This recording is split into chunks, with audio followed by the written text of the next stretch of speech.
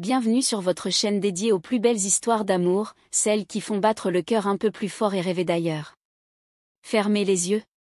Imaginez les eaux turquoises des Fidji, la douceur du sable blanc, le parfum salé du vent dans vos cheveux.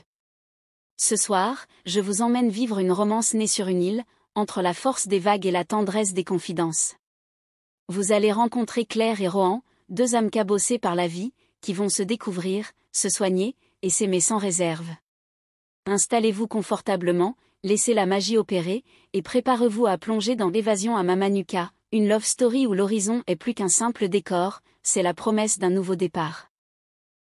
Claire Patel posa enfin le pied sur le sable blond de Mamanuca, et un frisson lui parcourut la colonne vertébrale. Elle s'était préparée à cette arrivée pendant des semaines, comme on se prépare à une convalescence qu'on redoute autant qu'on l'espère. Pourtant, aucune image glanée dans les brochures, aucune vidéo visionnée à la lueur d'un ordinateur portable dans sa chambre de Melbourne, n'aurait pu rendre justice à l'éclat brut de cet endroit. Le ciel, vaste et liquide, se confondait presque avec l'horizon, où le bleu s'étirait en nuances infinies jusqu'à se fondre dans l'ivoire du rivage. La mer caressait la plage d'un ressac régulier, comme un cœur tranquille dont les battements berçaient le silence. Le vent, chargé d'embrun, se glissa dans ses cheveux qu'elle avait noués en queue de cheval avant de descendre de la navette, et elle se surprit à fermer les paupières pour mieux en savourer la morsure salée. Elle avança jusqu'à ce qu'un ressac plus hardi vienne lécher la lanière de ses sandales. Chaque pas semblait la délester un peu plus du poids invisible qu'elle portait depuis des mois, la lassitude d'avoir trop donné, trop attendu, trop cru qu'on pouvait réparer l'irréparable. Ici, elle n'avait aucune promesse à tenir, aucune façade à préserver. Elle n'était qu'une silhouette parmi tant d'autres venues chercher l'oubli, ou peut-être une forme de renaissance. Devant elle, la villa se dressait sur ses pilotis, comme un rêve d'architecte décidé à tutoyer la transparence du lagon. Le toit de chaume oscillait légèrement sous les rafales, projetant sur la terrasse des ombres mouvantes qui ressemblaient à des palpitations. Les volets ajourés, peints d'un blanc mat, étaient ouverts sur l'intérieur. Elle aperçut un grand lit couvert d'un couvre-lit couleur sable, des bouquets de fleurs tropicales déposés dans des vases en terre cuite, et un hamac qui semblait attendre qu'elle vienne s'y réfugier. Le garçon d'hôtel qui la précédait portait ses bagages avec un mélange de dignité et de cordialité. Il se retourna pour la prévenir que l'eau avait parfois raison des chemins tracés, certaines passerelles pouvaient être glissantes après la marée. Elle le remercia dans un murmure, consciente que sa voix avait pris une tonalité plus rauque depuis qu'elle avait cessé de parler pour se défendre. Ici, elle n'aurait pas à se justifier. C'était peut-être cela, la première promesse de cet endroit, le droit au silence. Elle se força à détourner le regard du lagon pour observer le rivage. Des bouquets de frangipaniers déversaient leur parfum crémeux dans l'air chaud. Plus loin, des cocotiers dessinaient des ombres oblongues sur les planches patinées du ponton. Deux enfants locaux jouaient à s'arroser d'eau de mer avec des seaux colorés, leur rire cristallin ricochant sur la surface de l'eau. Ce simple spectacle avait quelque chose de pur, d'indéchiffrable. Elle songea alors à la raison de son départ. À ces mois où elle avait cru qu'il suffirait de faire preuve de patience, de bienveillance, pour sauver un amour déjà trop entamé. Les disputes, la lente érosion des gestes tendres, les silences de plomb qui s'étaient insinués dans leur quotidien. Ici, elle n'avait pas à rejouer cette scène. Elle était venue seule. Et seule, elle pouvait renaître. Elle franchit la dernière passerelle en bois, le pas plus assuré qu'elle ne l'aurait cru. Ses doigts effleurèrent la rambarde polie par le sel et les saisons. Chaque détail, chaque texture, avait la douceur d'une caresse, le tressage des palmes sur le toit, le tapis de galets humides, les cordages qui maintenaient les pilotis ancrés dans le corail. Quand elle pénétra dans la villa, un courant d'air chaud fit danser les rideaux diaphanes. La lumière de la fin d'après-midi filtrait en éclats dorés sur le sol en bois sombre. Elle déposa son sac avec précaution, comme si le simple bruit de la toile contre le plancher risquait de briser le silence parfait. Elle resta un long moment immobile, les mains posées sur la lanière, le regard perdu sur l'horizon. Elle n'était plus la femme qu'elle avait laissée derrière elle, celle qui avait oublié qu'elle était capable de choisir, de partir, de recommencer. Elle était Claire Patel, 29 ans, et elle avait traversé l'océan pour se rappeler que la vie ne s'arrête pas aux ruines d'un amour. Elle inspira profondément, laissant la brise saturer ses poumons d'air iodé. Puis elle sourit, à peine, un sourire encore timide mais sincère. Elle se promit de marcher chaque jour un peu plus loin sur ce rivage, jusqu'à ce que le sable ne lui fasse plus peur. Mamanuca n'était pas seulement une destination. C'était un rivage de promesses. Et déjà, elle savait qu'ici, peut-être, elle trouverait enfin la force d'être simplement elle-même. Le lendemain, Claire se réveilla avant l'aube, encore engourdie d'un sommeil peuplé de souvenirs qu'elle aurait voulu oublier. Le ciel s'étirait au-dessus de l'île dans une pâleur laiteuse, teintée d'ocre et de rose. Elle repoussa le drap fin, enfilant un short en coton et un débardeur léger, puis sortit sur la terrasse.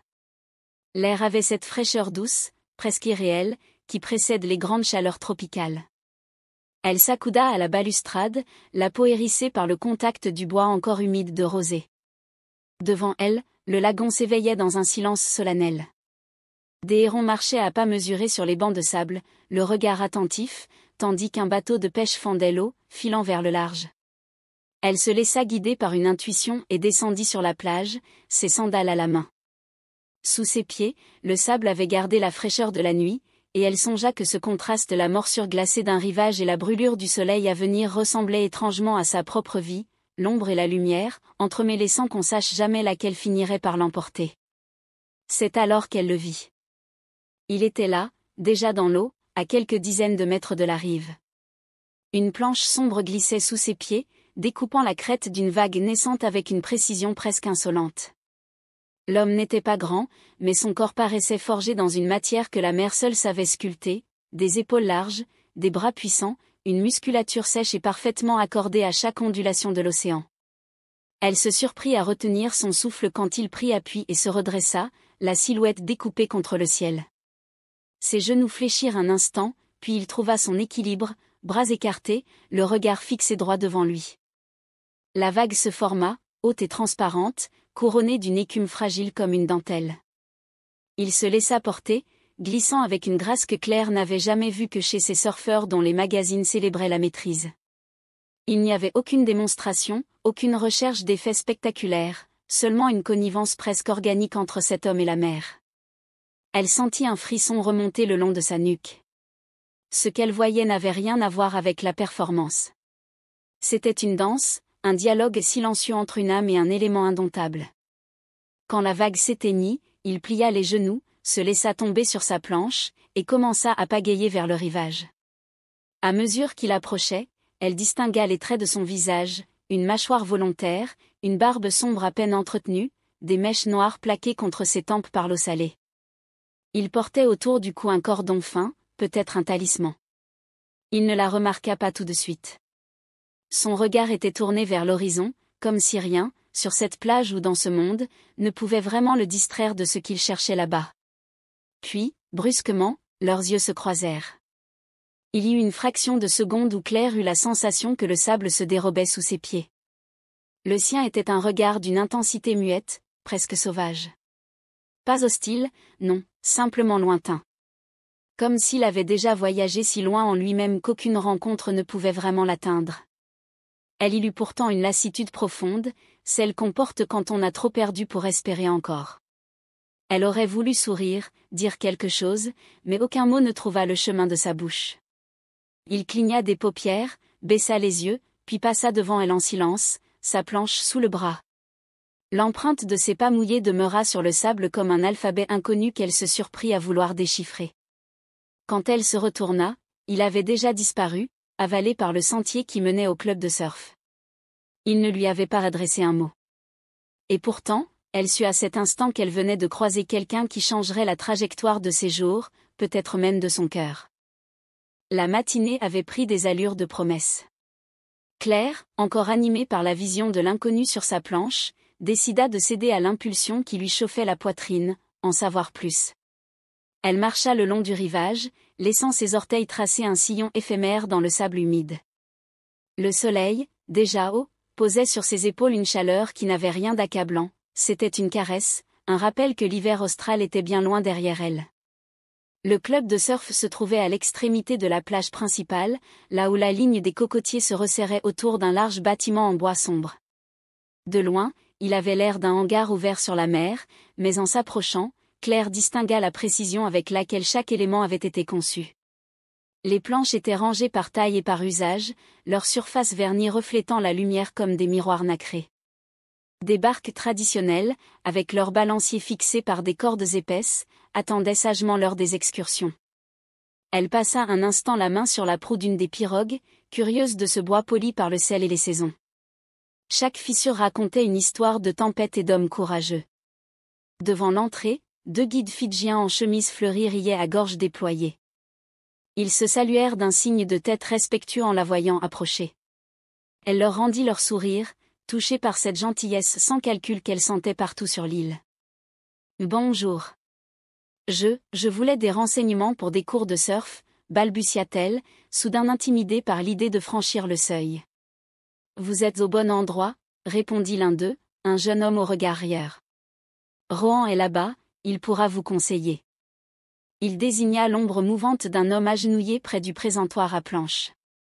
Il était occupé à vérifier l'état des ailerons, concentré, les bras gainés d'un bronzage qui ne s'acquiert qu'au prix de longues heures dans les vagues.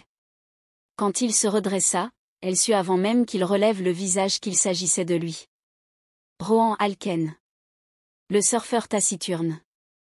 Le cœur de Claire se mit à battre plus fort, un tambour discret qu'elle s'efforça d'ignorer. Elle s'approcha, chaque pas la convainquant qu'elle faisait quelque chose de plus important qu'il n'y paraissait. Il leva les yeux, et durant un battement de silence, leurs regards se heurtèrent. De près, il avait le même air lointain, presque farouche. Ses yeux, d'un brun sombre, brillaient comme des pierres mouillées.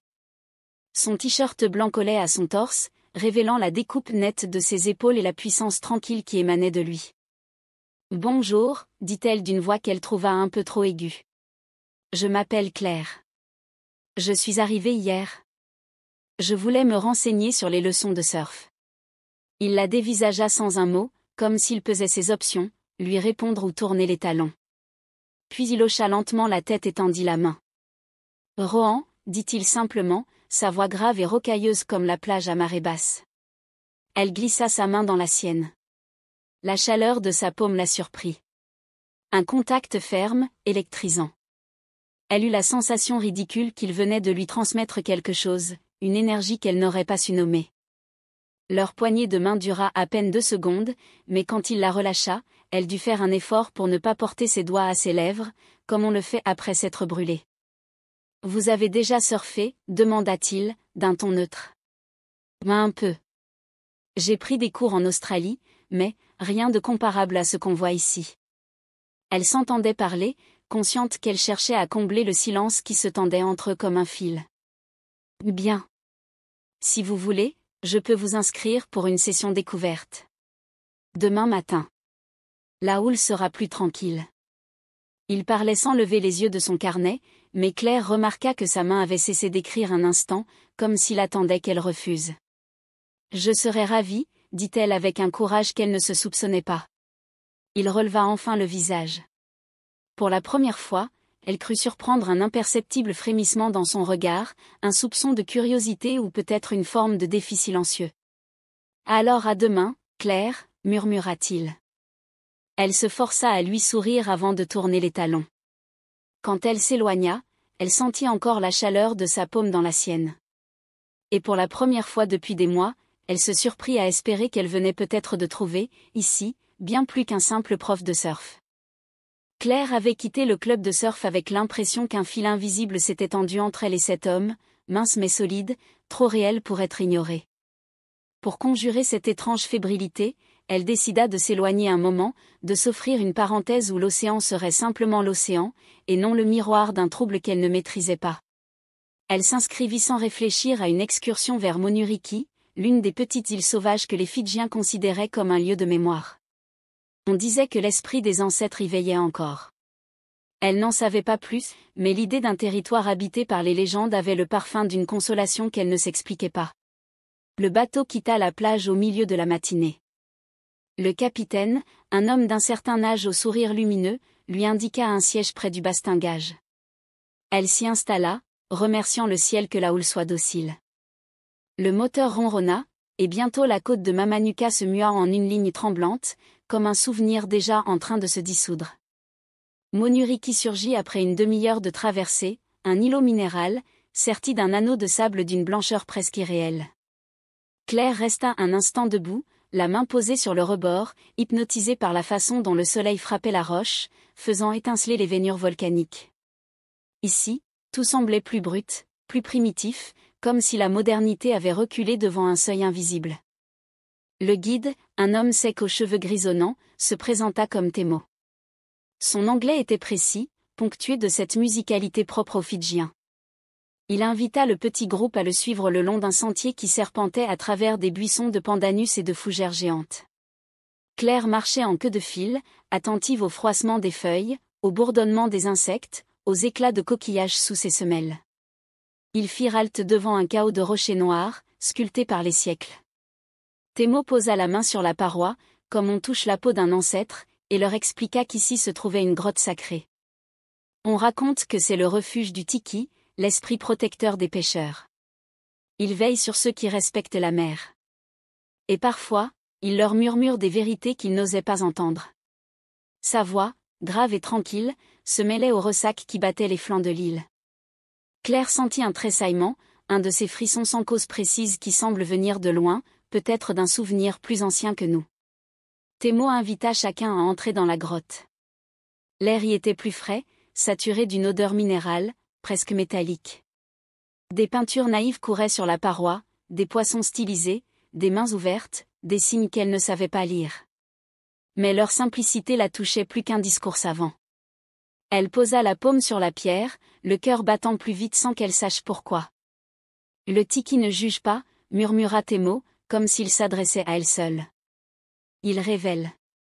Et chacun prend ce qu'il est prêt à recevoir. Claire rouvrit les yeux.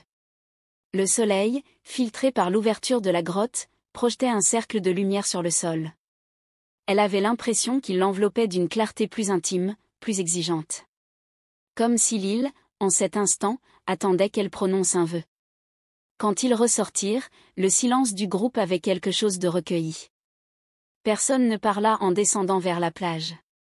Temo s'assit sur un rocher et entreprit de raconter l'histoire du Tiki, un pêcheur qui avait renoncé à son orgueil pour sauver son village, avant de disparaître dans l'écume.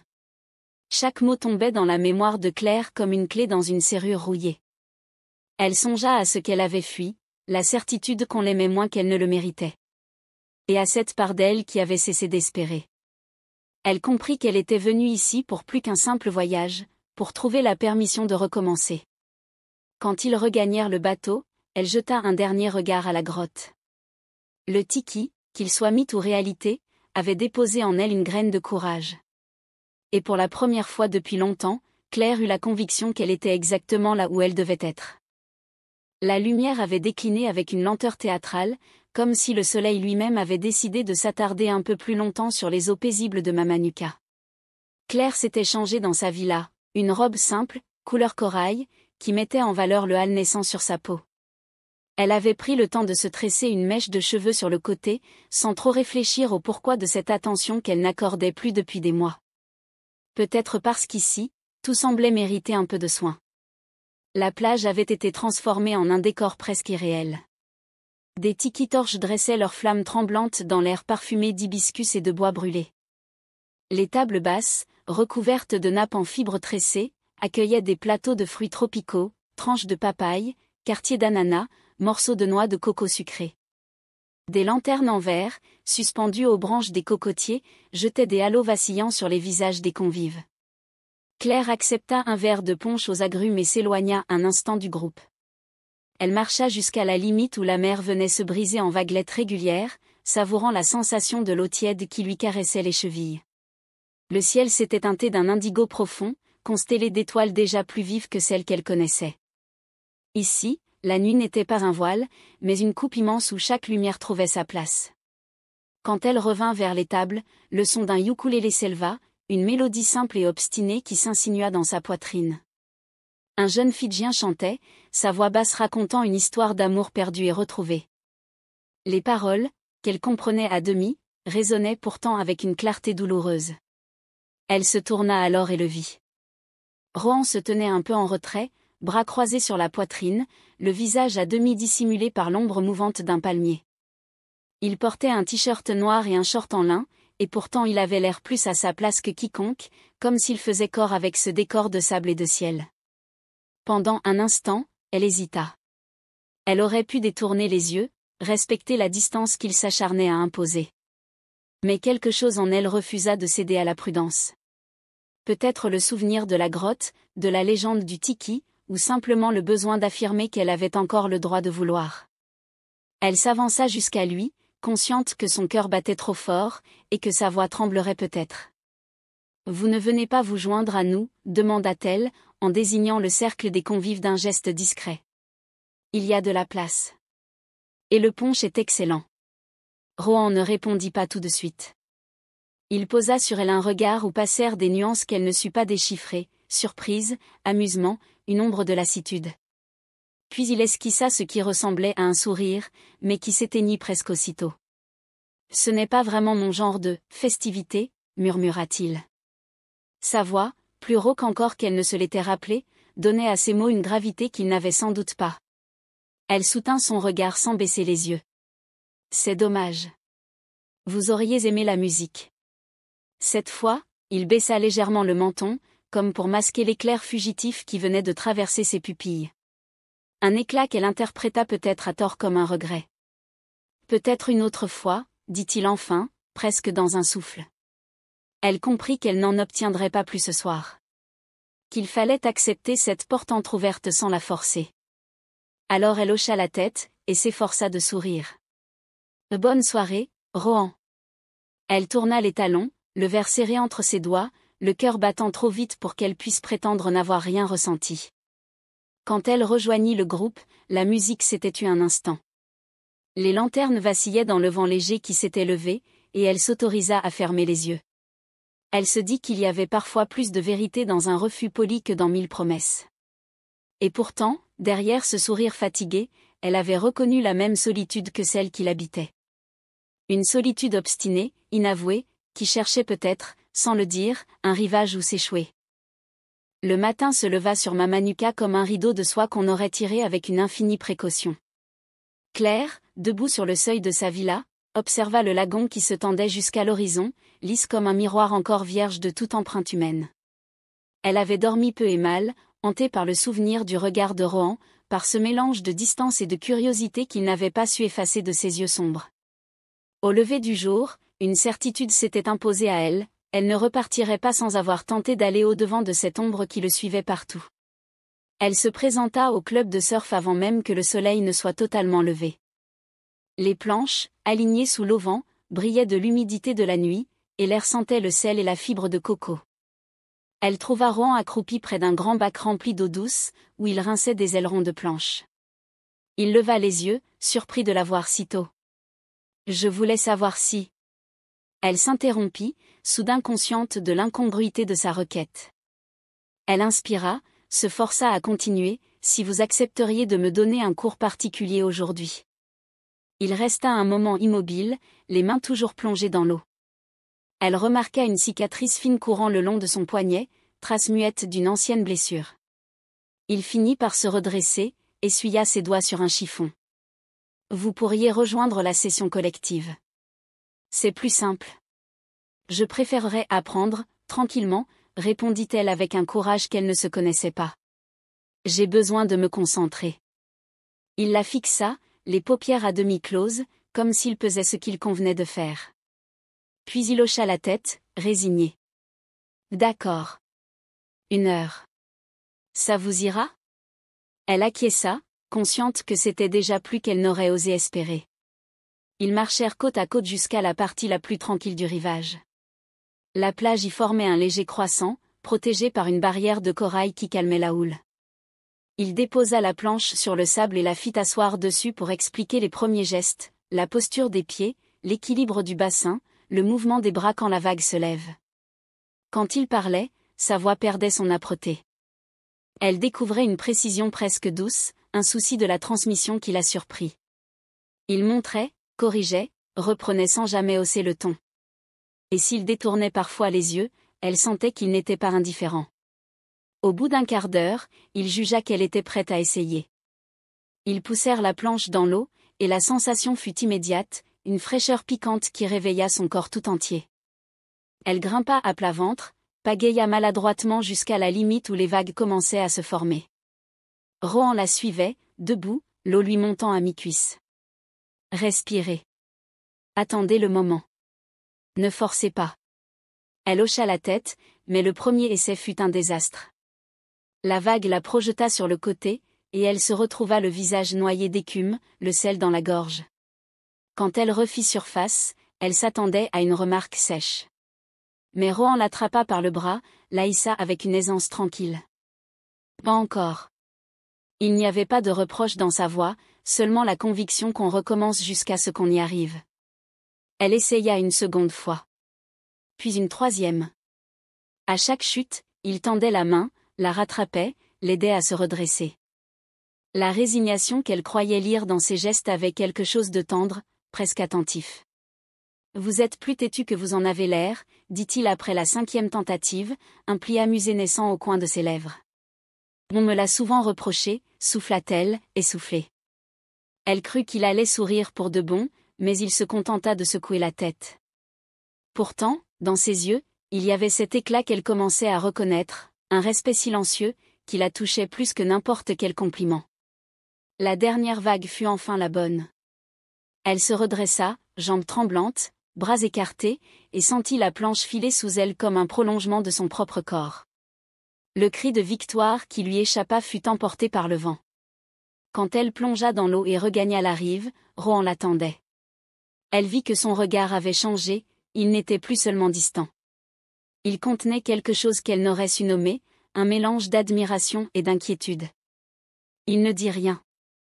Mais quand elle passa près de lui, elle sentit ses doigts effleurer son bras, juste assez longtemps pour qu'elle comprenne qu'il venait, peut-être, de baisser un peu sa garde. Quand la leçon prit fin, Claire se retrouva seule sur la plage, la peau encore salée et le cœur plus léger qu'elle ne l'aurait cru.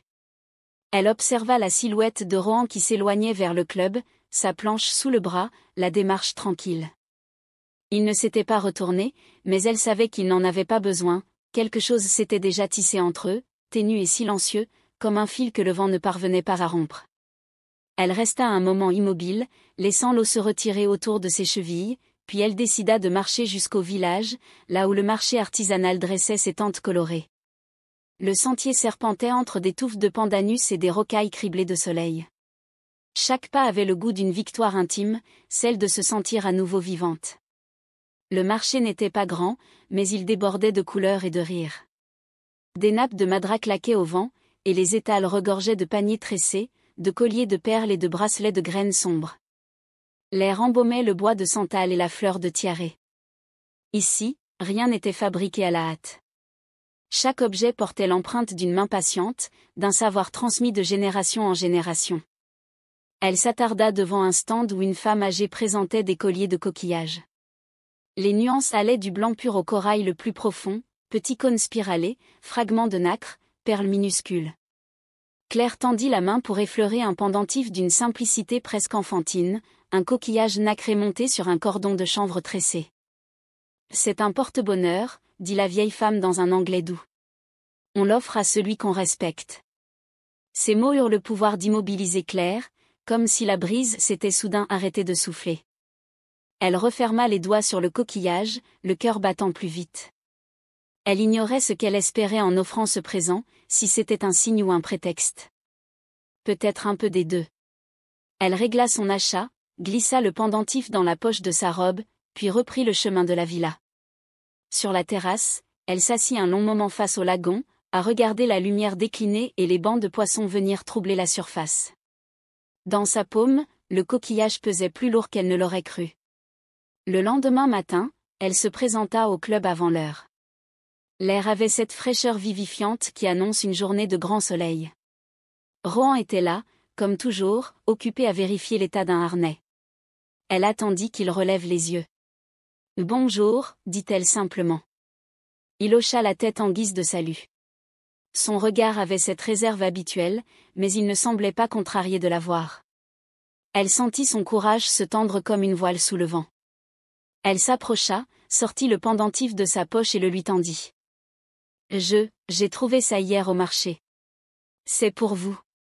Un porte-bonheur. » Ces mots tombèrent dans l'air salin avec un tremblement qu'elle ne put maîtriser. Rohan la fixa, les sourcils légèrement froncés. Pendant une seconde, elle crut qu'il refuserait. Puis, très lentement, il tendit la main. Quand ses doigts touchèrent les siens, ce fut comme un arc électrique, un frisson sec, irrépressible. Il ne recula pas. Ses yeux restèrent plongés dans les siens, et elle y eut une vulnérabilité qu'il ne s'autorisait jamais. Il serra le coquillage dans sa paume, inspira profondément. « Merci », dit-il d'une voix presque rauque. Il ne promit rien d'autre. Il ne sourit pas vraiment. Mais ses doigts effleurèrent les siens une seconde de trop, comme si ce contact muet avait plus de sens qu'il ne l'admettait. Quand il se détourna, le pendentif serré contre sa poitrine, Claire sut qu'elle avait franchi un seuil. Peut-être infime, peut-être décisif. Et elle comprit qu'il arrive que les plus beaux gestes soient ceux qu'on accomplit sans rien exiger en retour.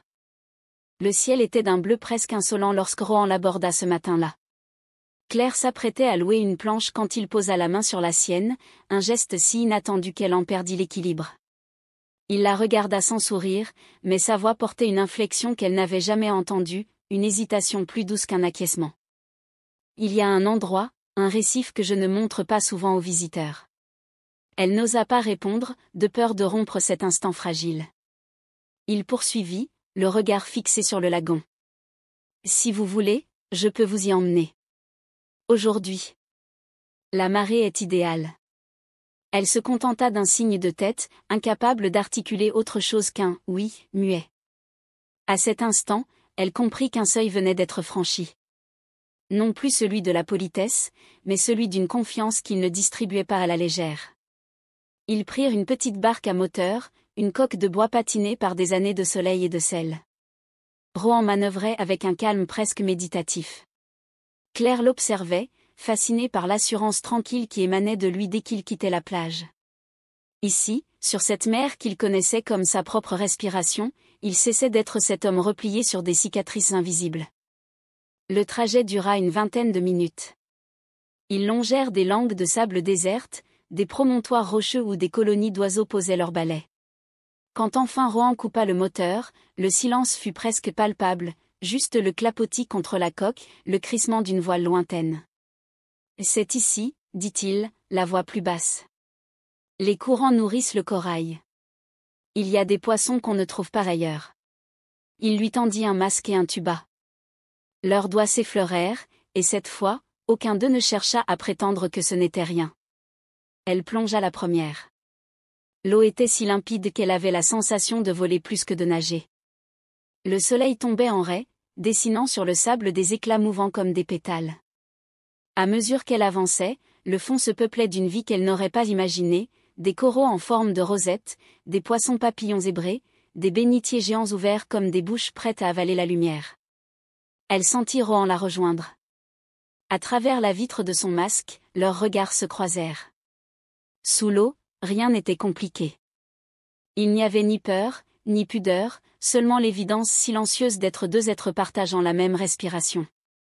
Il désigna un banc de poissons-anges, puis un corail en éventail qu'il effleura du bout des doigts. Elle suivit ses gestes avec une confiance totale. Là, suspendue dans cet aquarium sauvage, elle comprit qu'il avait choisi de lui offrir bien plus qu'un panorama, un fragment de ce qu'il aimait le plus. Ils restèrent sous l'eau jusqu'à ce que leurs poumons les rappellent à la surface. Quand elle émergea, le ciel avait changé. Le soleil descendait, énorme et rouge, posant sur leur visage un halo doré. Elle repoussa ses cheveux trempés, cherchant ses yeux. Il la regardait déjà, le masque retiré, le front perlé d'eau salée. Pendant un instant, il ne dit rien. Puis il soupira, comme si le silence valait mieux qu'aucune phrase. « Vous comprenez, maintenant » murmura-t-il. Elle ne sut pas si c'était une question ou un aveu. Mais elle hocha la tête, parce qu'elle comprenait.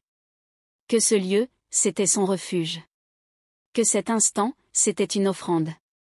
Et qu'elle n'aurait pas voulu être ailleurs, pas même une seconde. Quand ils regagnèrent la barque, leur peau luisait d'eau et de lumière, comme si le lagon avait décidé de les lier d'un secret que personne ne viendrait troubler.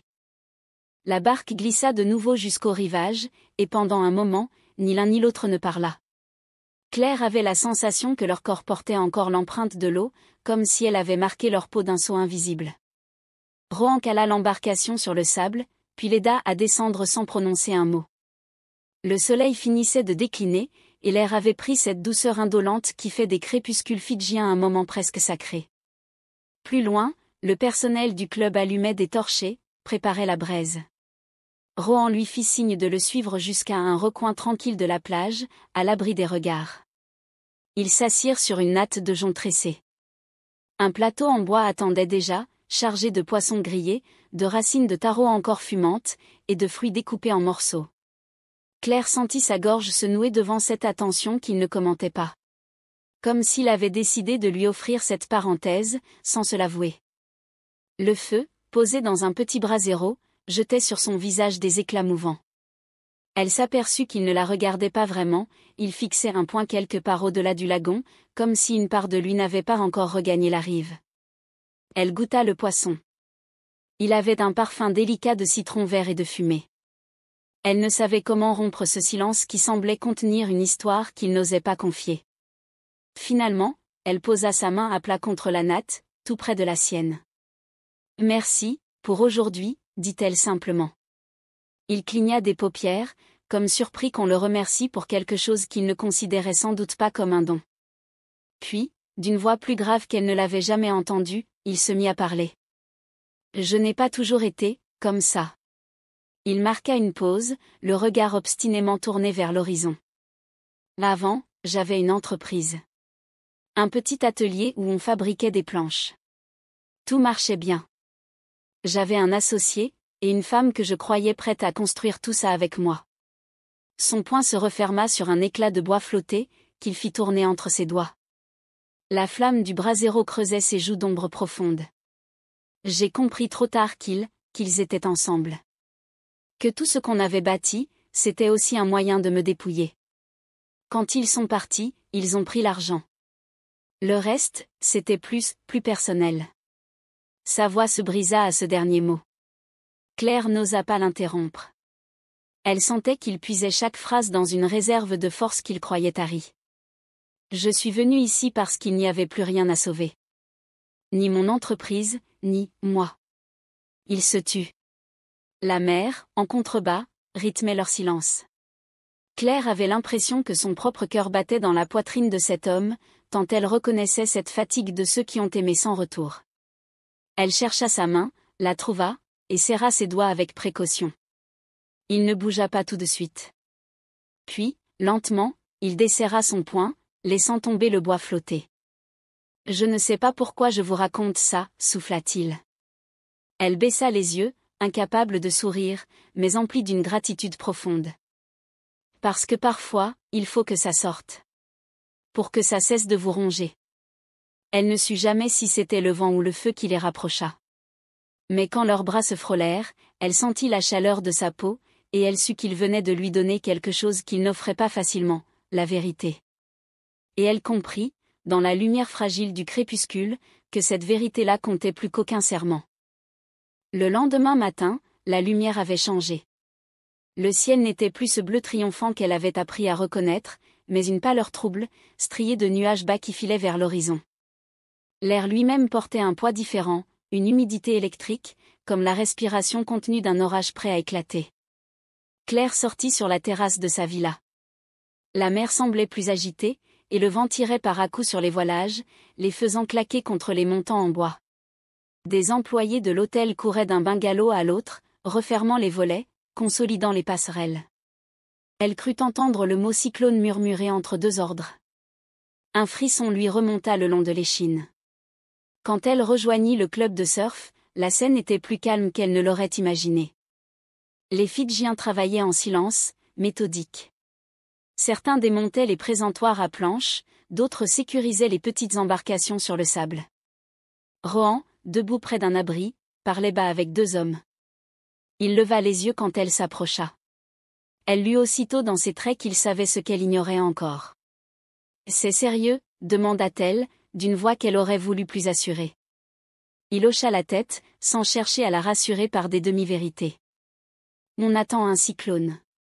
Il va frapper la côte cette nuit, peut-être demain matin. » Elle sentit son ventre se contracter. Son regard se perdit un instant vers le lagon, qui commençait déjà à se froisser sous des rafales plus vives. La villa sur pilotis, est-ce qu'elle? Là elle tiendra, probablement, coupa-t-il avec une gravité calme. Mais ce n'est pas l'endroit le plus sûr. Ma maison est plus en retrait, mieux protégée. Il marqua une pause, comme si l'idée de formuler cette invitation lui coûtait plus qu'il n'osait l'admettre. Vous pouvez y rester le temps que ça passe. Claire baissa les yeux. Elle aurait voulu protester, affirmer qu'elle ne voulait déranger personne. Mais la vérité, c'est qu'elle redoutait la nuit à venir, cette violence des éléments qu'elle n'avait jamais affrontés. Merci, dit-elle enfin, consciente qu'il n'y avait rien d'autre à ajouter. Il ne répondit pas, mais elle vit ses épaules se détendre, comme s'il craignait qu'elle refuse. Ils passèrent l'après-midi à préparer son départ temporaire. Claire replia ses vêtements, rangea ses affaires dans un sac étanche fourni par l'hôtel. Les employés vinrent clouer des planches sur les fenêtres, renforcer les fixations des passerelles. Chaque geste, chaque clou enfoncé, sonnait comme une confirmation, il n'avait plus beaucoup de temps. Vers la fin du jour, Rohan revint la chercher. Il portait un ciré beige, le visage fermé. Elle referma la porte derrière elle, jeta un dernier regard à la villa qui avait été, pour quelques jours, son refuge. Le vent s'était encore levé, plus insistant. Les nuages s'étaient épaissis, virant au plomb. Sur le chemin qui menait à la maison de Rohan, les cocotiers ployaient déjà, et les oiseaux s'étaient tus. Le monde retenait son souffle. Ils arrivèrent devant une bâtisse basse, en bois massif, adossée à un promontoire rocheux. La porte était solidement verrouillée, les fenêtres bardées de volets épais. Claire sentit la peur remonter, s'ajouter à cette autre angoisse plus subtile, la conscience qu'ils allaient se trouver seuls, enfermés, sans fuite possible. Rohan la laissa entrer en premier. L'intérieur était spartiate mais accueillant, un grand espace ouvert, un canapé bas, des étagères garnies de livres et d'objets marins. La lumière, filtrée par des lampes tempêtes, baignait la pièce d'une clarté dorée. Il referma derrière eux. Pendant un instant, elle entendit le cliquetis précis du verrou, et elle sut qu'elle n'avait plus d'échappatoire. Elle posa son sac, chercha son regard. « Je ne veux pas vous imposer ma présence », murmura-t-elle, consciente de la vulnérabilité de sa position. Il secoua la tête. Dans ses yeux, quelque chose avait changé, une fatigue sans doute, mais aussi une détermination qu'elle n'y avait pas encore vue. « Ce n'est pas un fardeau. Je préfère savoir que vous êtes en sécurité. » Ils restèrent un instant face à face, sans rien ajouter. Et dans le silence lourd qui suivit, Claire comprit qu'elle redoutait le cyclone, bien sûr. Mais qu'elle craignait encore plus ce qu'ils allaient découvrir l'un de l'autre, dans l'intimité forcée des heures à venir. La nuit s'abattit sur Mamanuca comme un rideau d'encre, épais, impitoyable. Très vite, le vent cessa d'être un simple courant d'air, il devint une présence vivante, un hurlement grave qui faisait vibrer les volets de la maison. Les murs, pourtant solides, semblaient se tendre sous chaque rafale. Claire était assise sur le canapé, ses jambes repliées contre elle, le regard fixé sur la lampe tempête qui projetait des ombres mouvantes sur les planches du plafond. À intervalles réguliers, une bourrasque plus violente que les autres faisait tressauter la flamme. Chaque fois, elle serrait les dents pour ne pas se laisser gagner par la panique. Rohan avait allumé un feu dans le poêle. Les braises éclairaient son profil d'un reflet cuivré, la ligne ferme de sa mâchoire, la fatigue qui pesait sur ses paupières. Il s'était assis à l'autre extrémité du canapé, comme si la distance pouvait encore préserver un semblant de prudence entre eux. Le silence, entre les rafales, était plus lourd que n'importe quel cri. « Vous avez déjà vécu ça ?» demanda-t-elle, la voix basse. Il tourna la tête, les yeux perdus dans le jeu des flammes. « Oui. Une fois. Ça vous change un homme. » Il parlait d'un ton neutre, mais elle sentit que ses souvenirs avaient un goût de perte. Elle aurait voulu tendre la main, toucher son bras, mais elle se retint. Peut-être parce qu'elle avait l'intuition qu'il fallait respecter ce fragile équilibre entre confidence et retrait. Les heures passèrent ainsi, ponctuées par le grondement de la tempête et les craquements des palmes qu'elle arrachait. De temps en temps, Rohan vérifiait les volets, s'assurait qu'aucune latte ne s'était détachée. Puis il revenait s'asseoir, toujours un peu plus près, comme si la tempête avait le pouvoir de resserrer la distance qu'il s'imposait. À un moment, une rafale plus puissante secoua la maison de fond en comble. Claire se leva malgré elle, prise d'un vertige. Il se redressa aussitôt, posa ses mains sur ses épaules. Ses paumes étaient chaudes, rassurantes, et leur simple pression fit céder quelque chose dans sa poitrine. « Ça va passer », murmura-t-il. « Ça passe toujours. » Elle hocha la tête, incapable de répondre. Son front se pencha contre le sien, sans qu'elle sache qui avait franchi ce dernier pas.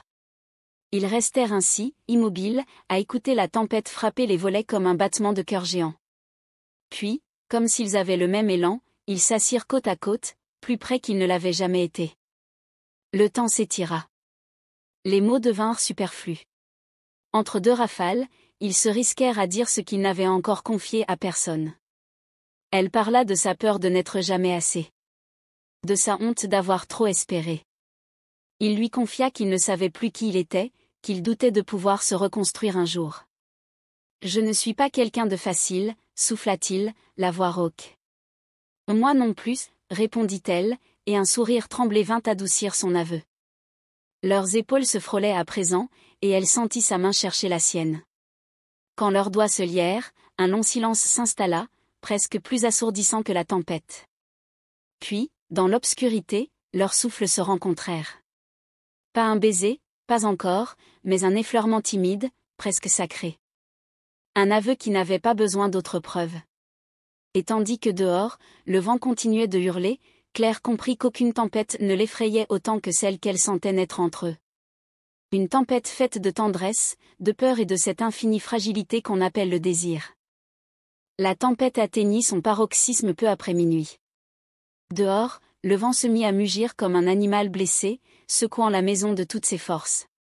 Les volets tremblaient sous les rafales, et chaque bourrasque faisait résonner les murs d'un grondement sourd qui semblait venir du fond de la terre. Claire n'avait jamais connu une telle violence. Pourtant, ce n'était pas la peur qui l'étreignait, mais une tension plus intime, plus brûlante, celle d'être assise à quelques centimètres de Rohan, leurs mains encore jointes comme un aveu muet. Ils restaient là, côte à côte sur le canapé, trop près pour ignorer la chaleur de leurs épaules, trop loin pour que l'un ose combler le dernier intervalle. Parfois, elle sentait son regard effleurer sa joue, puis s'enfuir aussitôt, comme s'il avait peur de ce qu'il pourrait y trouver. Une rafale plus violente que les autres secoua la maison avec un fracas qui fit tressaillir le poêle. Claire, le souffle coupé, tourna la tête vers lui. Il avait fermé les yeux, les mâchoires serrées. Et quand il les rouvrit, elle comprit qu'il était arrivé à ce point de rupture où l'on ne peut plus contenir ce qu'on a porté trop longtemps. « Je n'y arrive pas », lâcha-t-il dans un souffle. Sa voix n'avait rien d'un aveu maîtrisé, c'était un déchirement, un constat arraché à ses entrailles. « Je n'arrive plus à faire semblant. À prétendre que ça ira. Que je peux encore. » Il s'interrompit, le visage tourné vers le feu. Elle attendit qu'il trouve ses mots, le cœur battant si fort qu'elle avait l'impression qu'il cognait contre ses côtes. « Je n'ai plus confiance. En personne. Pas même en moi. » La confession, simple et nue, résonna plus fort que tous les grondements du cyclone. Il baissa la tête, comme s'il craignait qu'elle s'éloigne, qu'elle le juge. Mais Claire ne bougea pas. Elle leva sa main libre, la posa contre sa joue. Sa paume effleura la barbe sombre, la peau chauffée par la flamme. Il ne recula pas. Au contraire, elle sentit son souffle trembler, comme si ce contact le désarmait plus sûrement qu'aucune parole. « Rohan », murmura-t-elle. Il tourna lentement le visage vers elle, et leurs regards se trouvèrent dans l'obscurité ponctuée d'éclairs. Ils ne dirent rien d'autre. Parce qu'il n'y avait plus rien à expliquer.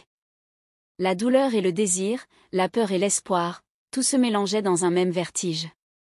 Elle sentit son front effleurer le sien, timide, hésitant. Un silence épais, vibrant, les enveloppa. Puis leurs lèvres se frôlèrent, une première fois, presque par accident. Un choc léger, un frisson brutal qui fit vaciller tout ce qu'il croyait pouvoir contenir. Le baiser fut maladroit. Trop pressé, trop tremblé, comme s'il craignait qu'un mot, un geste, puisse tout défaire. Mais il était réel. Et c'était tout ce qui comptait. Claire sentit sa main glisser dans sa nuque, ses doigts se crisper comme pour l'ancrer contre lui. Elle répondit sans réfléchir, les paupières closes, laissant la tempête couvrir les battements effrénés de leur cœur. Quand ils se séparèrent, haletant, elle garda sa main sur sa joue. Il n'osa pas bouger, pas même pour essuyer la larme qu'elle vit briller au coin de son œil. Et elle comprit, au creux de ce silence, qu'il venait de lui offrir la seule chose qu'il lui restait, sa vérité. Le matin se leva sur Mamanuca dans un silence si profond que Claire crut d'abord qu'elle rêvait. Plus aucun hurlement de vent, plus aucun craquement des volets. Seul le clapotis timide des vagues, revenu comme une respiration lente après la suffocation. Elle resta un moment allongée sur le canapé, enveloppée dans une couverture qui portait encore la chaleur du corps de Rohan. Ils avaient fini par s'endormir côte à côte, trop épuisés pour réfléchir à ce que leur baiser avait fait naître. Elle sentit son odeur sel, bois, un soupçon d'herbe sèche et sut qu'elle ne pourrait plus l'oublier. Quand elle ouvrit les yeux, elle le trouva déjà debout, occupé à décrocher les verrous des volets. Un par un, les battants s'ouvrirent dans un grincement, laissant entrer une lumière nouvelle, plus pâle, presque solennelle. Comme si le cyclone avait lavé le ciel de ses anciennes certitudes. « Ça va ?» demanda-t-il en se retournant. Sa voix était rauque, mais il y avait dans son regard une douceur qu'elle n'y avait jamais vue. Elle hocha la tête. « Oui. Et vous ?» Il haussa une épaule, un demi-sourire au coin des lèvres. « On dirait que je suis encore là. » Ils échangèrent un regard trop long, trop dense, qu'ils rompirent d'un commun accord, comme pour préserver la fragile pudeur de ce matin après la tempête. Ils sortirent ensemble, foulant un sable jonché de débris, palmes arrachées, morceaux de bois flottés, cocotiers couchés comme des géants endormis. Le ciel, débarrassé de ses lourds nuages, avait retrouvé son bleu irréel. L'île paraissait différente, rajeunie et cabossée à la fois, comme un corps qui porte ses cicatrices avec dignité. Claire s'avança jusqu'à la limite de l'eau. Le lagon avait changé de contour, ici, une avancée de sable avait disparu, là, une piscine naturelle s'était creusée. Elle songea que la mer avait le pouvoir de tout remodeler, de tout réinventer. « Ça fait drôle » souffla-t-elle. Comme si rien n'était jamais acquis. « Rien ne l'est » répondit Rohan derrière elle. Sa voix n'avait plus la même dureté. Elle se retourna et vit qu'il observait le rivage avec une attention nouvelle. Ses épaules, qu'elle avait connues si crispées, semblaient plus basses, plus libres. Ils se mirent à marcher le long de la plage, contournant les troncs brisés, relevant parfois un objet égaré, un seau d'enfant, un coquillage arraché à son rocher. Chaque pas ressemblait à un rituel muet, une façon d'attester qu'ils étaient bien vivants. Au détour d'un promontoire, Claire s'arrêta pour le regarder. Il se tenait face au large, le vent léger soulevant ses cheveux, et elle eut l'impression qu'il avait laissé quelque chose derrière lui, cette nuit, une part de sa colère, ou peut-être simplement sa peur d'être vulnérable. Il tourna la tête et croisa son regard. Il ne sourit pas vraiment, mais elle sut que quelque chose avait changé, il n'était plus un homme enfermé derrière une citadelle. « Merci » dit-il sans baisser les yeux. Elle n'eut pas besoin de demander pourquoi. Elle comprit qu'il parlait de la nuit, de son silence, de la main posée sur sa joue. Elle s'approcha de lui, le cœur plus calme qu'elle ne l'aurait cru. Et tandis que le soleil montait lentement au-dessus des palmiers blessés, elle sut qu'il y avait dans cette île un pouvoir qu'elle n'avait jamais connu, celui de vous dépouiller de vos vieux démons. Et, parfois, de vous rendre un peu plus léger. Le soleil s'était levé haut dans le ciel quand ils revinrent au club. Tout autour, l'île pansait ses plaies, des employés remettaient les voiles en place, redressaient les palmiers, vidaient les bassins de leurs branchages. Pourtant, l'atmosphère n'avait rien de triste. C'était un matin de réparation, d'effort commun. Un matin où l'on se souvenait que rien ne demeure éternellement brisé. Claire posa la main sur la rambarde en bois. Elle inspira l'air salé qui emplissait ses poumons comme un gage de renouveau. Rohan, debout près de la réserve de planches, la regardait sans rien dire. Il avait le visage encore marqué par la fatigue, mais dans ses yeux, il n'y avait plus cette ombre constante, ce voile de méfiance qu'il traînait depuis leur première rencontre. « Vous voulez essayer ?» demanda-t-il après un long silence. Elle fronça les sourcils, incertaine. « Aujourd'hui ? Pourquoi pas ?» Il désigna l'océan, dont la surface s'était calmée, juste assez pour former des vagues longues et régulières, des vagues idéales pour apprendre. Elle n'hésita pas longtemps. Il y avait en elle un élan qu'elle ne voulait plus étouffer. Une envie simple, presque enfantine, de sentir la vie revenir dans chaque muscle. D'accord, dit-elle avec un sourire qu'elle sut plein de fierté. Ils préparèrent les planches côte à côte. Rohan vérifia le leash, tendit la cire. Quand leurs mains se frôlèrent, il ne recula pas. Il laissa même ses doigts effleurer les siens une seconde de plus qu'il ne l'aurait fait quelques jours plus tôt. « Vous êtes prête ?» murmura-t-il. Plus que jamais. L'eau était fraîche, vivifiante. Elle sentit la morsure salée sur ses cicatrices de la veille, des égratignures, des bleus, la trace de la peur qu'elle avait eue. Mais cette fois, elle ne s'en formalisa pas. Elle comprit que ces marques prouvaient simplement qu'elle était restée debout. Ils avancèrent ensemble, leurs planches ballottées par la houle. Rohan se retourna pour vérifier sa position, et elle remarqua qu'il avait le front dégagé, le regard clair. Il n'était plus ce naufragé qu'elle avait trouvé la première fois. Il était l'homme qu'il avait toujours été, délivré d'un poids. « Regardez l'horizon », dit-il quand elle se mit en place. C'est toujours là qu'il faut fixer les yeux. Elle obéit. Quand la première vague arriva, elle sentit son corps se tendre, prêt à céder à la panique. Mais elle se força à respirer, à s'ancrer dans ce présent vibrant. Quand la vague la souleva, elle n'eut pas peur. Elle sut comment se dresser. Elle trouva son équilibre plus vite qu'elle n'aurait cru. Le vent fouettait ses joues, l'écume filait sous ses pieds. Elle jeta un regard de côté et le vit, Rohan, immobile sur sa planche, qui la regardait. Et sur son visage, un sourire. Pas un sourire poli, pas un sourire d'encouragement forcé. Un vrai sourire, lumineux, un peu désarmé. Le genre de sourire qu'on offre quand on voit renaître quelque chose qu'on croyait perdu. Quand elle rejoignit le rivage, le cœur battant à éclater, elle se laissa tomber dans le sable, trempée et hilare. Rohan vint s'asseoir près d'elle, essoufflé de n'avoir rien dit. Il passa une main dans ses cheveux trempés. « Vous étiez magnifique, dit-il simplement. » Elle tourna la tête, cherchant ses yeux. Et dans la clarté de son regard, elle sut qu'elle n'aurait plus jamais peur de tomber. Parce que désormais, elle savait qu'elle pouvait se relever. Le soleil s'était retiré derrière les crêtes de Monuriki, laissant un ciel constellé, immense, d'un bleu si profond qu'on aurait cru pouvoir y plonger la main. Sur la plage, des lanternes en bambou avaient été allumées. Elles jetaient des halos doux sur les visages des habitants, sur le sable strié de pas, sur les troncs des cocotiers. Rohan l'avait invitée à cette veillée presque sans y penser, comme s'il s'agissait d'un geste naturel. Il avait seulement dit, ils se réunissent ce soir. Ça vous plairait. Elle n'avait pas eu besoin de réfléchir. Chaque pas qu'elle faisait sur cette île, elle le sentait, l'enracinait un peu plus. Ils marchèrent jusqu'au village à la lumière de leurs lampes tempête. Entre les maisons basses, la musique montait déjà, un entrelac de percussions et de voix profondes, parfois ponctuées d'éclats de rire. La place centrale était bordée de nattes et de bancs improvisés. Des femmes y disposaient des plateaux de fruits et de racines de taro.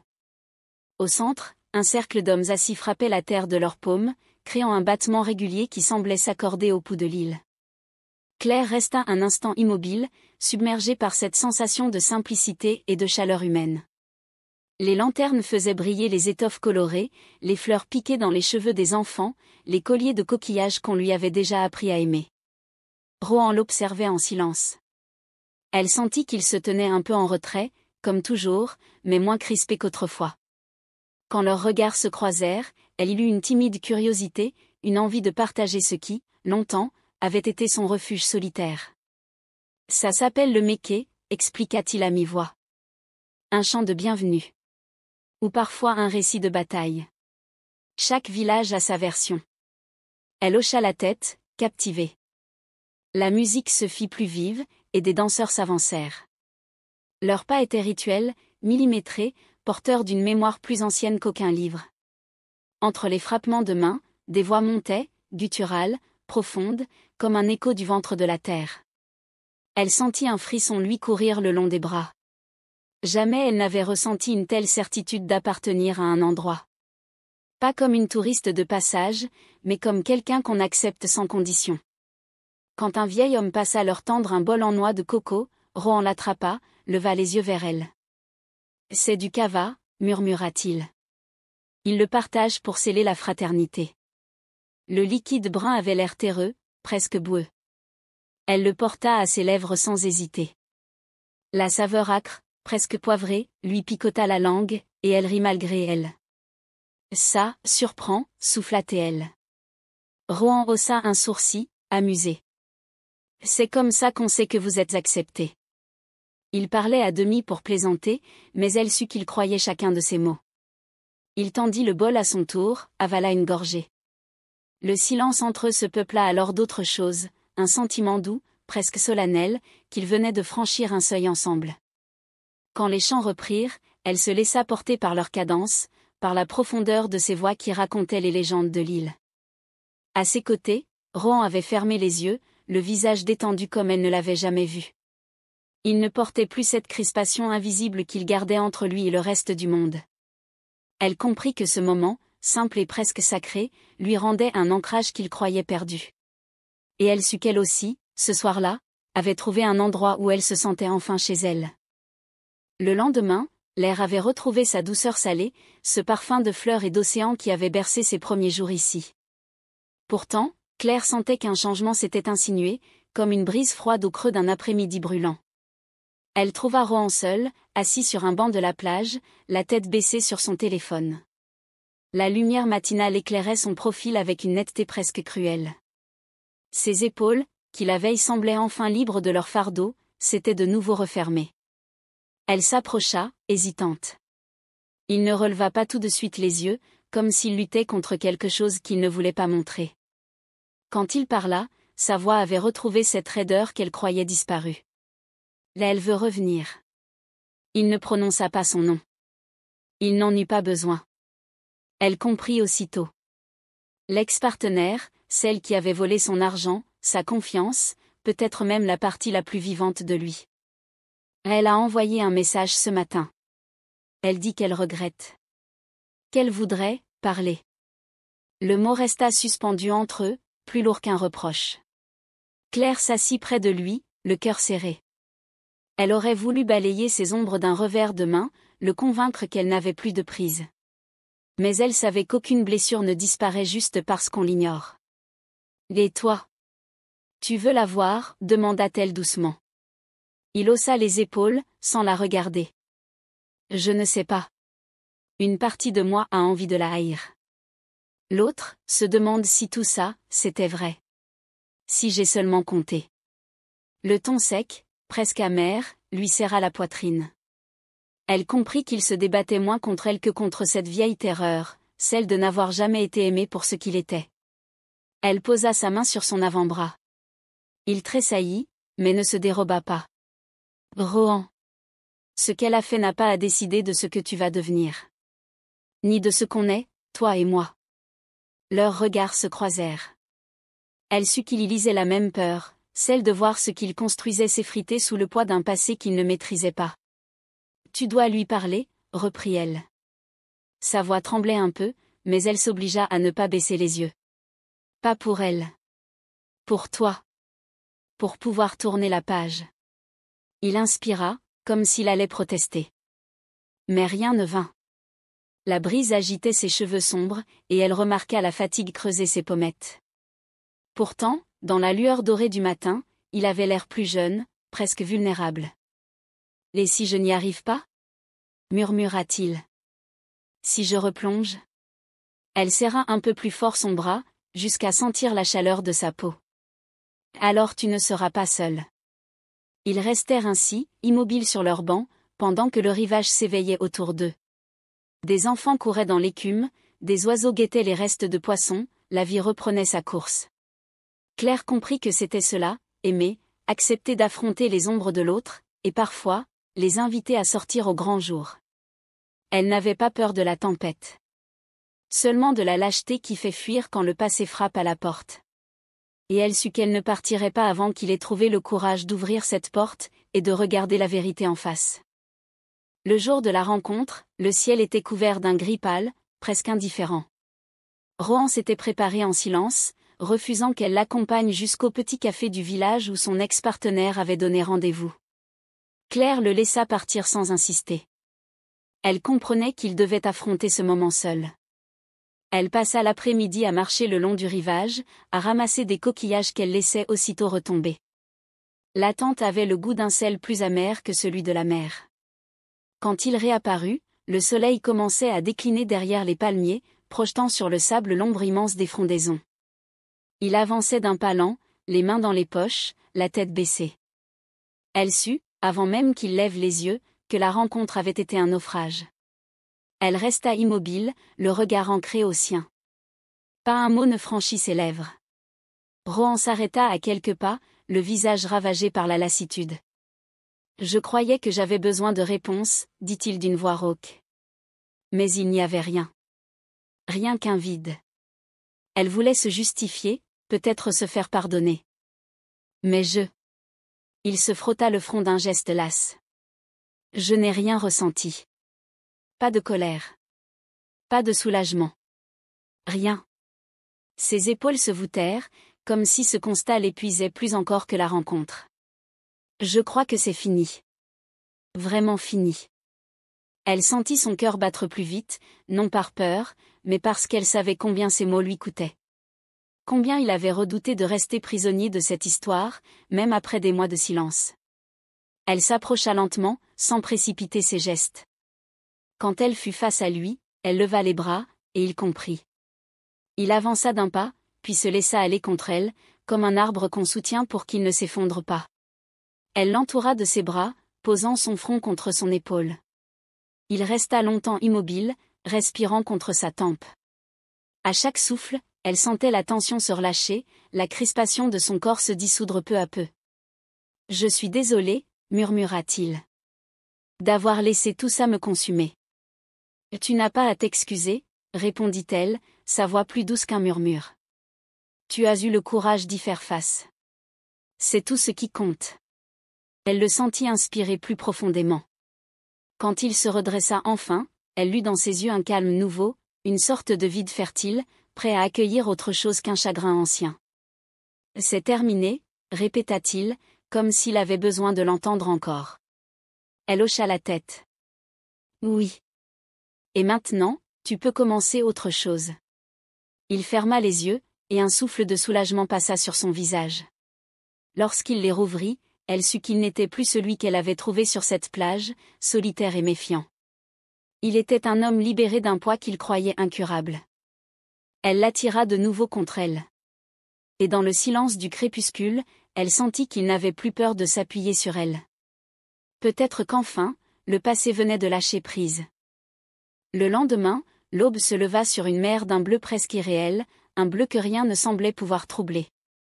Et pourtant, au large, la vague légendaire de Cloudbreak se formait déjà, haute et impérieuse, comme un défi lancé aux cœurs les plus téméraires. Rohan avait parlé de ce lieu dès leur première semaine, un récif réputé dangereux, où la houle du Pacifique venait s'écraser contre le corail dans un grondement qui faisait vibrer la poitrine. Aucun surfeur n'ignorait ce nom. Et personne ne s'y risquait à la légère. Ce matin-là, ils avaient décidé d'y aller. Pas pour prouver quoi que ce soit au monde, mais pour se prouver à eux-mêmes qu'ils avaient changé. Qu'ils n'étaient plus ces êtres recroquevillés sur leurs blessures. La traversée jusqu'au spot se fit dans un silence presque solennel. Claire sentait l'adrénaline courir sous sa peau comme un feu doux. Chaque vague qu'ils croisaient semblait annoncer celle qu'ils allaient affronter. Quand ils stoppèrent la barque, Rohan se tourna vers elle. Il avait le regard grave, mais il n'y avait plus de peur. Seulement cette détermination tranquille qu'elle avait appris à reconnaître. « On y va ensemble, » dit-il. Elle hocha la tête, incapable de trouver une réponse plus forte que celle-là.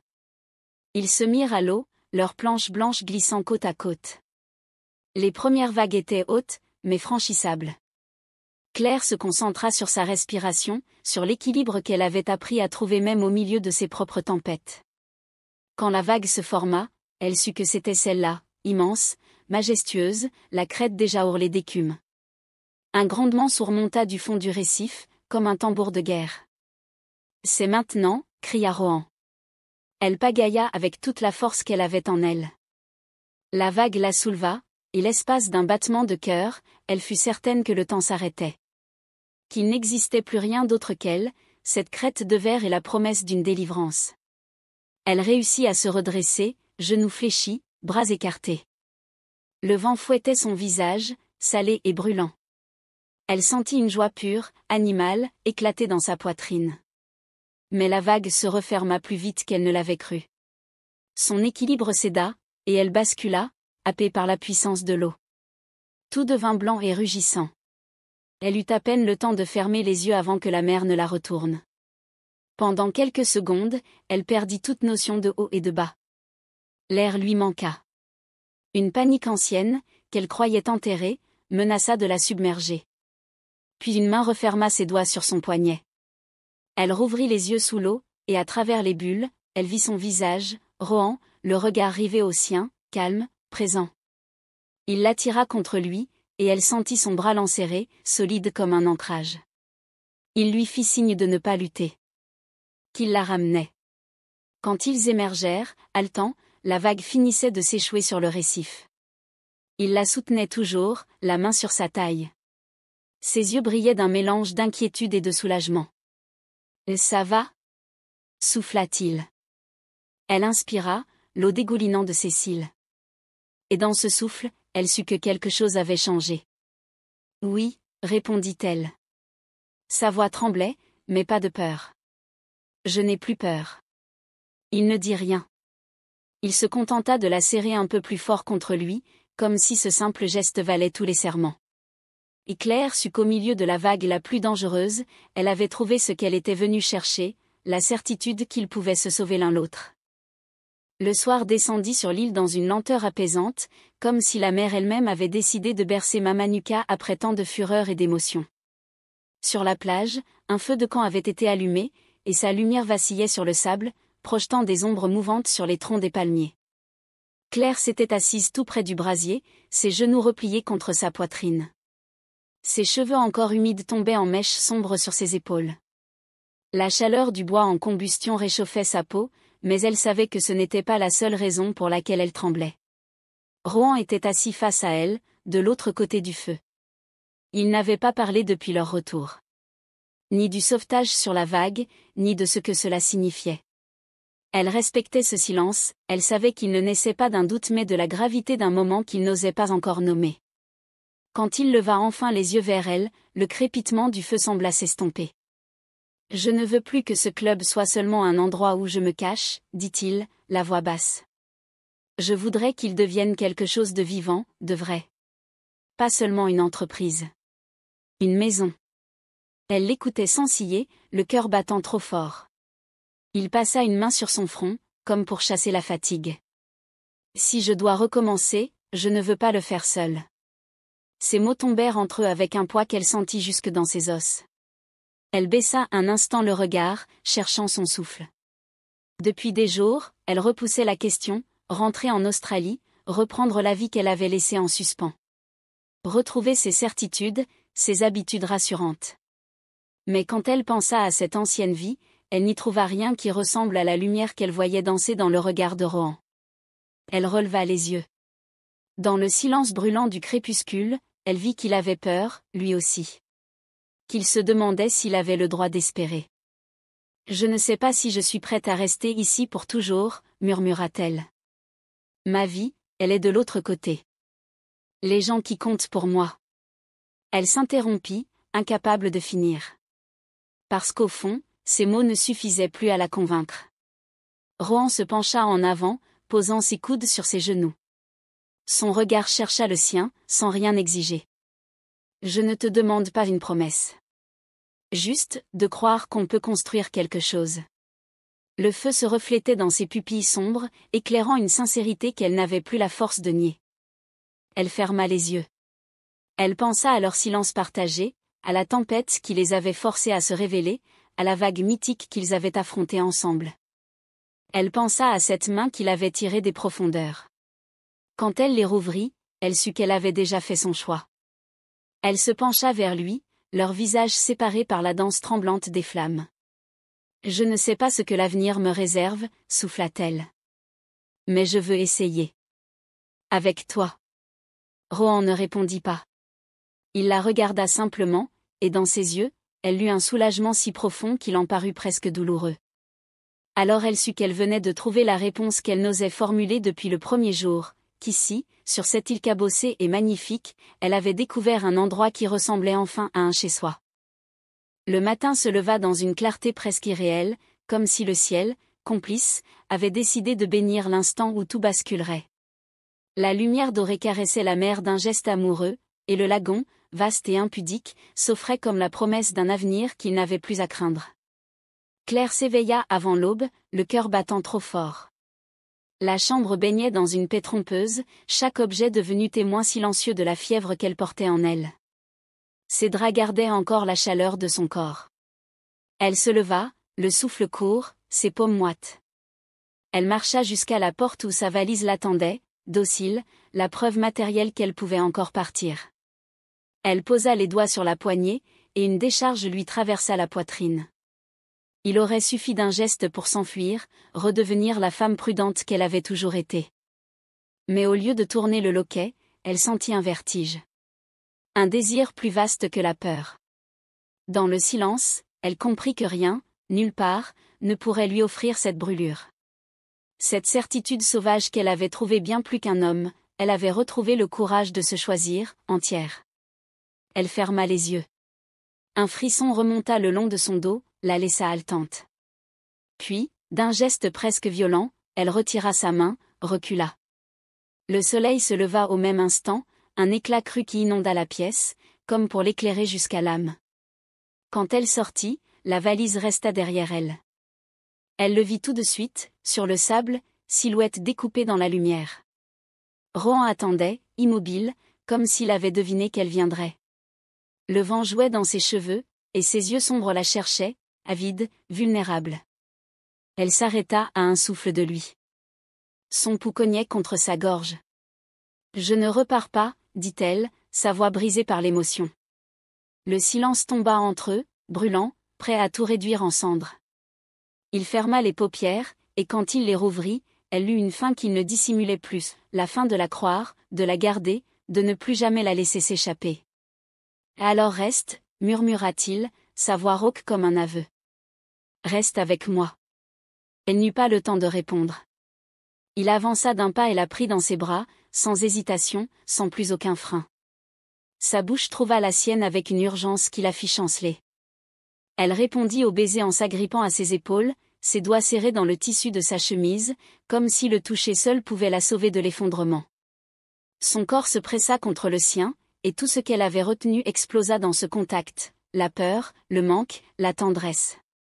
Leurs souffles se confondaient, leur cœur battait si fort qu'elle eut la sensation de ne plus savoir où elle finissait, où il commençait. Quand ils s'écartèrent, leurs fronts restèrent collés l'un à l'autre. Elle tremblait, incapable de parler. Il leva la main, effleura sa joue, son cou, la ligne de ses lèvres. « Je n'ai jamais voulu de quelqu'un comme je te veux, Claire. » Elle ferma les yeux, et ses larmes se mêlèrent à ses baisers. Moi non plus. Ils restèrent enlacés jusqu'à ce que le soleil grimpe au, témoin silencieux de leur reddition. Puis, sans un mot, ils prirent leurs planches, leurs doigts toujours emmêlés. La mer attendait, paisible et souveraine, comme un lit immense qu'ils n'avaient plus peur de rejoindre. Quand ils glissèrent côte à côte dans l'eau, elle sut qu'ils ne feraient plus semblant. Qu'ils vivraient cette histoire jusqu'au bout, qu'importe les chutes, qu'importe les vagues. Sous le ciel immaculé des Fidji, ils se dressèrent ensemble sur la crête. Et quand leurs ombres fusionnèrent sur l'écume, elle sut qu'il n'y avait plus rien à regretter. C'était là, dans cette lumière insolente, que leur passion commençait. Vous venez d'écouter Évasion à Mamanuca, une histoire où l'amour, le courage et la confiance se mêlent comme l'écume et le soleil sur les plages fidjiennes. Si ce voyage vous a touché, si vous avez ressenti l'appel du large et le frisson des grands élans du cœur, n'oubliez pas de vous abonner et de partager cette love story avec ceux qui croient, comme vous, que l'amour peut tout réinventer. Merci d'avoir rêvé avec nous, et rappelez-vous, parfois, il suffit d'une main tendue, d'un baiser volé, d'une vague à chevaucher ensemble, pour transformer un simple séjour en histoire éternelle. À très bientôt pour une nouvelle romance, ici, sur votre chaîne 100% Love Stories.